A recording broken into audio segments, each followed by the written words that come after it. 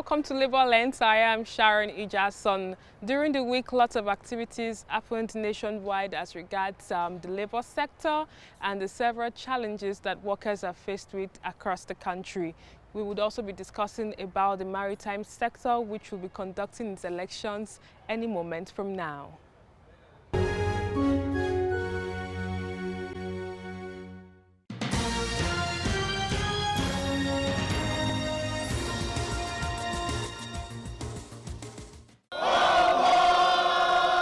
Many years of struggle by organized labor led to the enactment of the minimum wage law. The law, which is to be reviewed every 5 years, stipulates a uniform benchmark as minimum wage to be paid by states and the federal government. Labor's agitations led to increase in the minimum wage from 18,000 naira to 30,000 naira by the Buhari administration in April 2019. As at the last count, Labour says 18 states have yet to commence payment of the 30,000 naira minimum wage, but the House of Representatives is now moving to amend the law and give individual states the power to negotiate and determine what they can pay. There does not appear any propriety in the federal government imposing the national minimum wage when the resources available to the federal government are at variance with those available to the state government or each state. A few members rose against the bill, but their voices were not enough to prevent its second reading. In another legislative effort, the House moved to amend the Constitution to make room for states to build more correctional centers and the congestion of correctional facilities. Its sponsor, Benjamin Kalu, believes the bill will further reform the prison system. Overcrowding of prison is serious challenge and an obstacle to the implementation of the standard minimum rule for the treatment of prisoners, known as Mandela Rules, adopted by the United Nations in 2015. An alleged abuse of the procurement law in the National Primary Healthcare Development Agency is now the subject of a probe by a committee to be set up by the Speaker. The House is worried that several members of the House of Representatives have expressed their displeasure at so many anomalies stemming out of the execution of the said capital projects in almost all the federal constituencies. Solidarity forever. Solidarity forever. Private Telecommunications and Communications Senior Staff Association of Nigeria have threatened to shut down network services nationwide over alleged anti-labor practices by Huawei Technologies Company Limited. At the press conference in Lagos, the union alleged that Huawei has continued to undermine Nigeria's economy through its industrial relations practices designed to emasculate workers, ignore the local content policy of the federal government, and ultimately exploit the nation without appropriate investment in human capacity development and internalization of technologies. General Secretary of Bidexan, Okuno Abdullahi, implored business partners, individuals and corporate organizations, especially telecom operators that rely on services rendered by Huawei, to either impress it on the company to yield to the union's demands or source for alternative, threatening that the proposed industrial action would negatively affect their businesses. The union listed precarious work environment in the technology firm and non-conformance of workers who have worked for years as some of its grievances against Huawei. I've communicated to them. Before this press conference, we had actually even escalated to the office of the Honorable Minister of Labour and Employment, which we copied them. Since the time we copied them, they took receipt of the letter.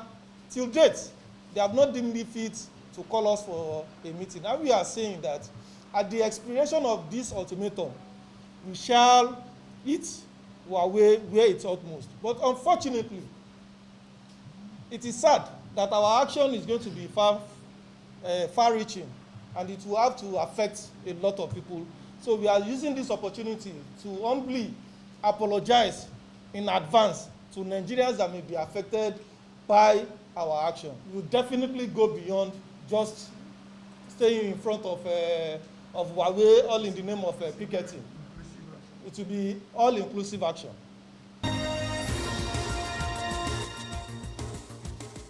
Non-teaching staff of universities have suspended their 3-week-old national strike. Both unions announced the suspension at the end of a meeting with the federal government team led by Labour and Employment Minister Chris Ngige. Both parties say considerable progress has been made in the realization of the demands of the non-academic workers. The demands include rectification of the irregularities associated with the payment system IPPIS, release of earned allowance, and visitation panels to the universities. I have in good faith promised that that they will speak to government, so we keep our fingers crossed and believing that their communication with their union members will be as quick and swift as they promised us. Those areas that needed to be harmonized have been harmonized to the satisfaction of both parties. And resulting from that development, we have agreed that this ongoing national strike in the universities and inter-university centers should be suspended.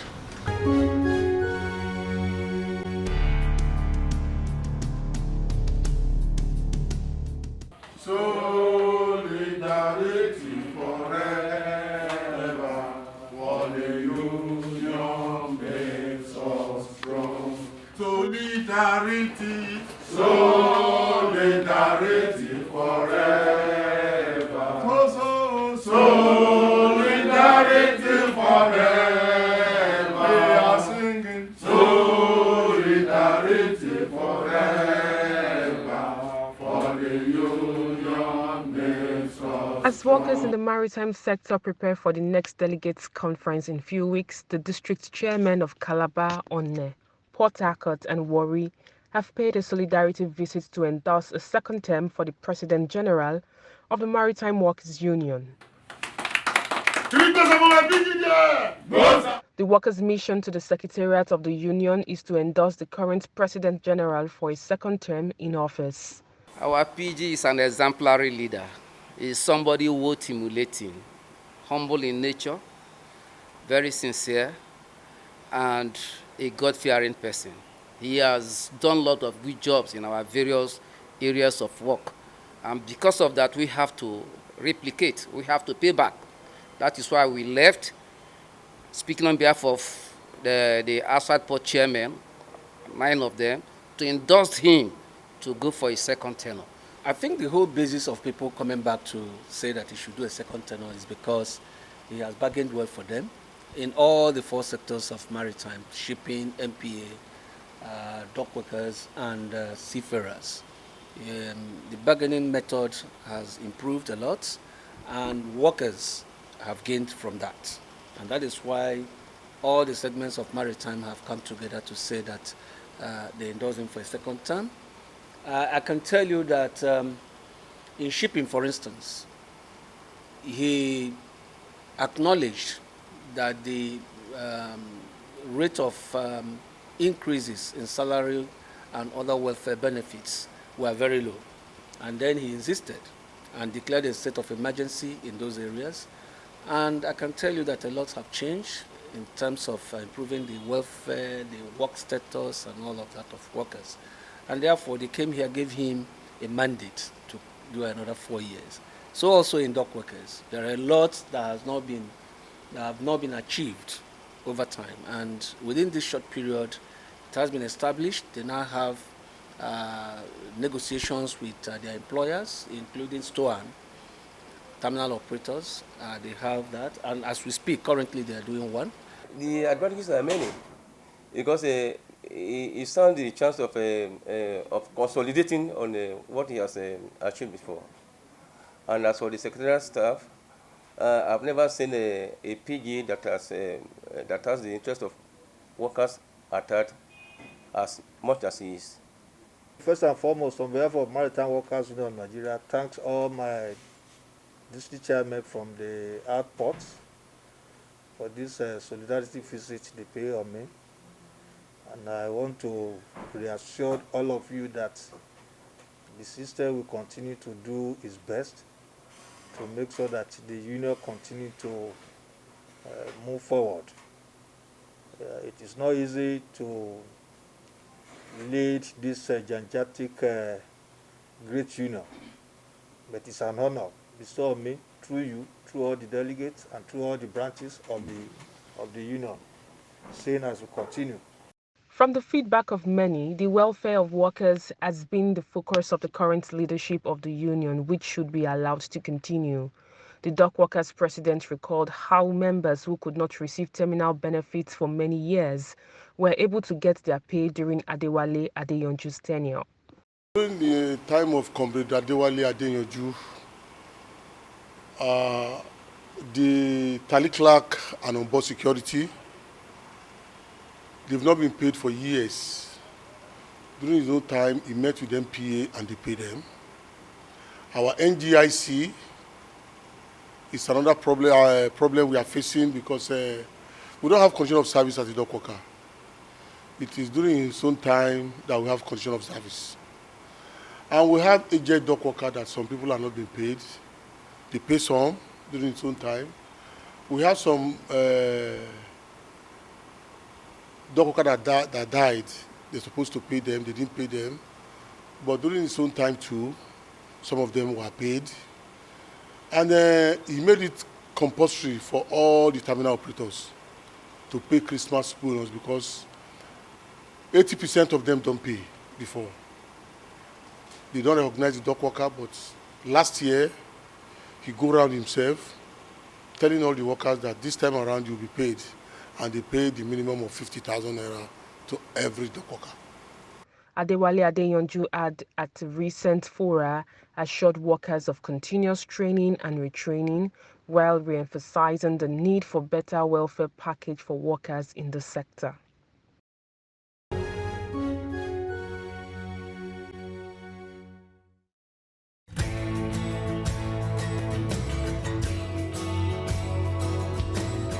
On the profile interview segments this week, I will be speaking with the Deputy General Secretary Organizing of the Maritime Workers Union. It tells me the challenges, the achievements, and what workers should expect from the maritime sector for the next few years. We will be right back.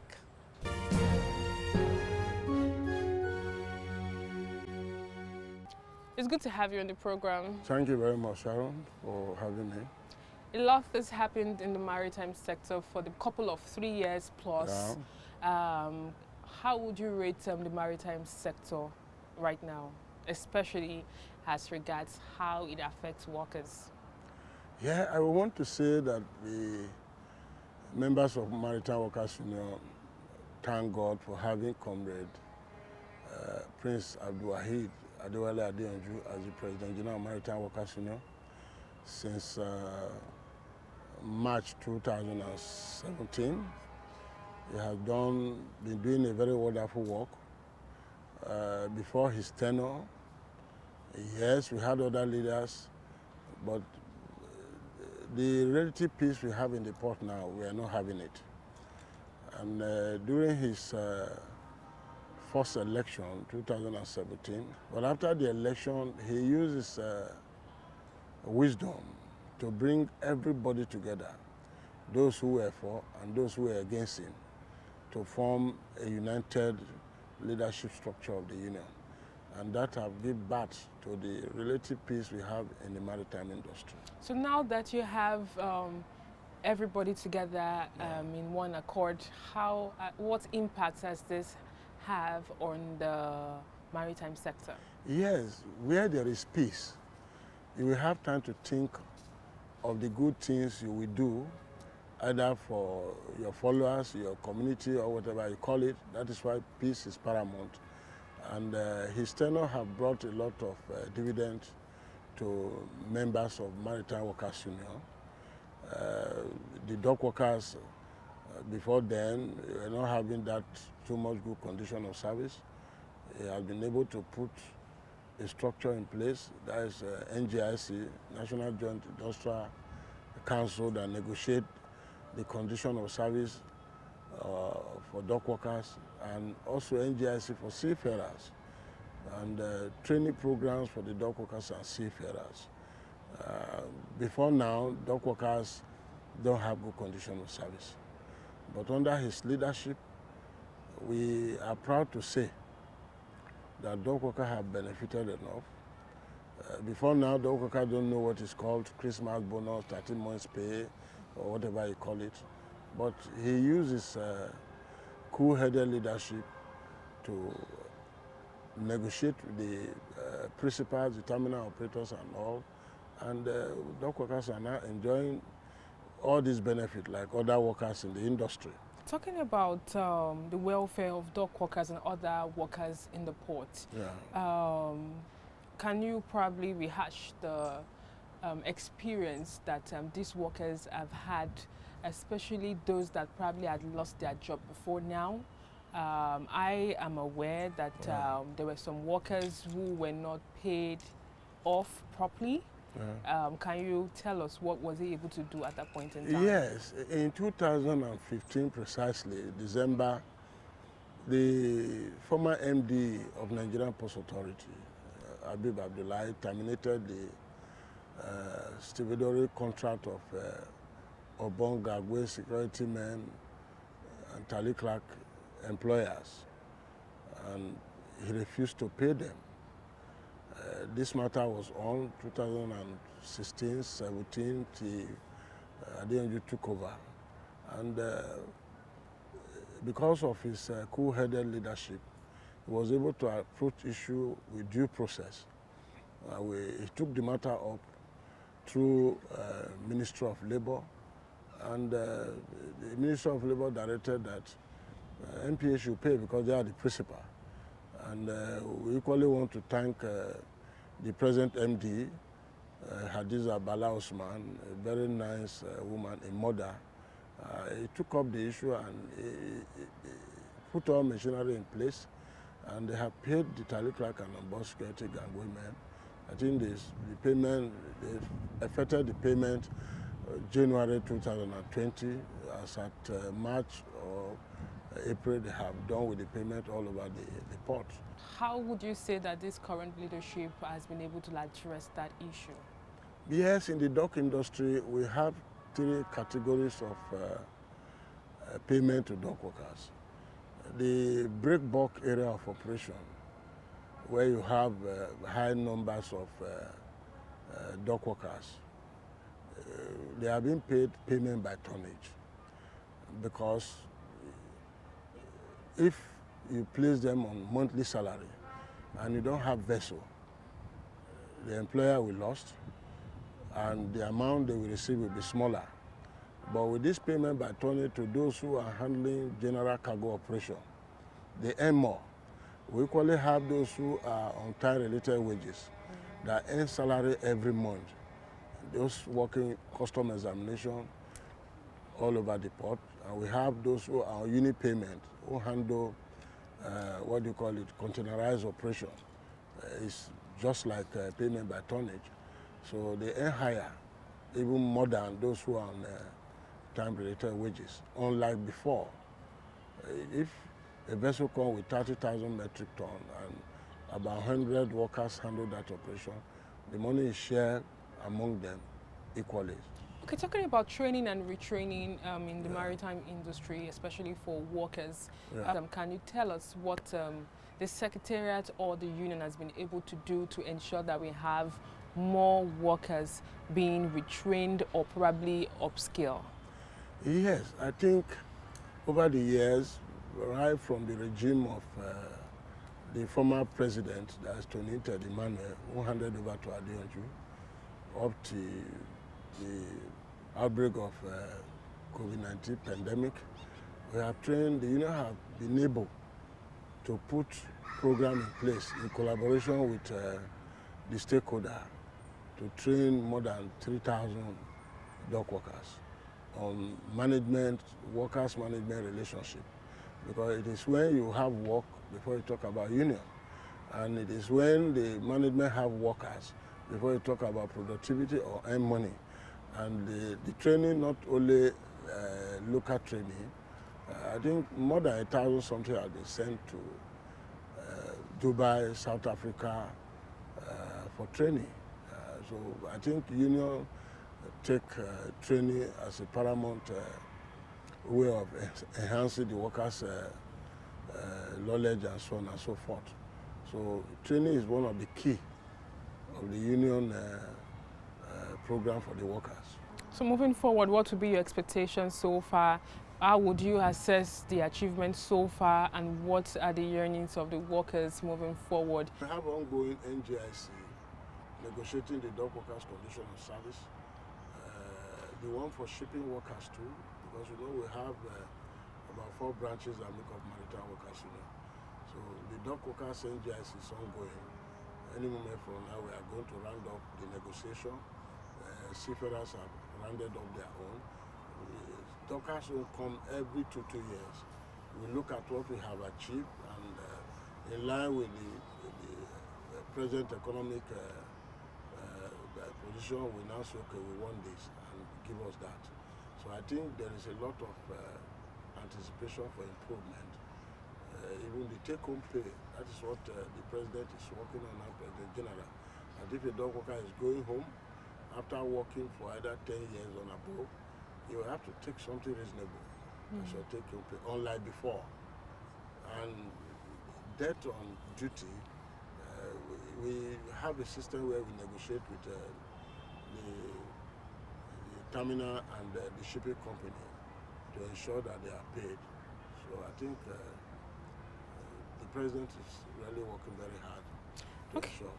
Talking about the port, there's no way you're going to talk about the port without speaking up about the greatest challenge that workers face on the port, which is the issue of the traffic gridlock that you'd always find at the Apapa-Oshodi Expressway into the Tinkan and the likes. Can you tell us what the union has been able to do for the past 3 years towards ensuring that perhaps the roads are better for both businessmen and women and also workers? Yes, the experience is hectic, because I want to say 2018 precisely, we threatened to down tools because of the hazard of making use of that road. This prompted the leadership of Comrade Adeyanju to give an ultimatum then to the federal government. And we even do video recording of the gridlock. So we download them, and the Minister of Labour invited us that time. And all the suffering workers were going through were shown to him. And they promised to do something. Nothing come out. Later, presidential task force was put in place because of the effort of the union. Presently, we have ministerial tax team to decongest the road. But be that as it may, the major problem is we don't plan ahead. When this port were built in the 50s and in the 70s, the population was not as huge as we are now. And with a huge population, you know, and we are import-oriented country. We import virtually everything. So the cargo throughput that come in, import and export, is so huge that the infrastructure cannot carry what is coming and what is going out.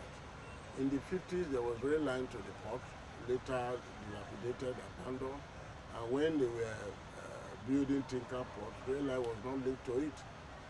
And everything has to go by road.